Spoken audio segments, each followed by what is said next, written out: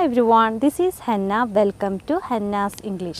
ഇതിൻ്റെ വില എത്രയാണ് അല്ലെങ്കിൽ ഇതിന് എത്രയാണ് വില എന്നെങ്ങനെയാണ് ഇംഗ്ലീഷിൽ ചോദിക്കുക? How much is it? എങ്ങനെയാണ്? How much is it? ഈ ഫോണിൻ്റെ വില എത്രയാണ്? How much is this phone? ഒരു കിലോ ആപ്പിളിൻ്റെ വില എത്രയാണ്? How much is 1 kilo of apples? How much എന്ന് പറഞ്ഞാൽ എത്ര എന്നാണ് അർത്ഥം. ഇവിടെ ഹൗ മച്ചിന് ശേഷം ഈസ് ഉപയോഗിക്കാനുള്ള കാരണം നമ്മൾ വില ചോദിക്കുന്ന വസ്തു സിംഗുലർ ആണെങ്കിൽ ഒരൊറ്റ ഒന്നേ ഉള്ളെങ്കിൽ അവിടെ ഹൗ മച്ച് ഈസ് എന്നാണ് ഉപയോഗിക്കേണ്ടത്. How much is it? It എന്നത് സിംഗുലർ ആണ്, ഏകവചനമാണ്. ഇത് എന്നാണ് അർത്ഥം. ദിസ് ഫോൺ എന്ന് പറയുമ്പോൾ ഒരൊറ്റ ഫോണേ ഉള്ളൂ, അത് സിംഗുലർ ആണ്, അതുകൊണ്ടാണ് ഈസ് ഉപയോഗിച്ചത്.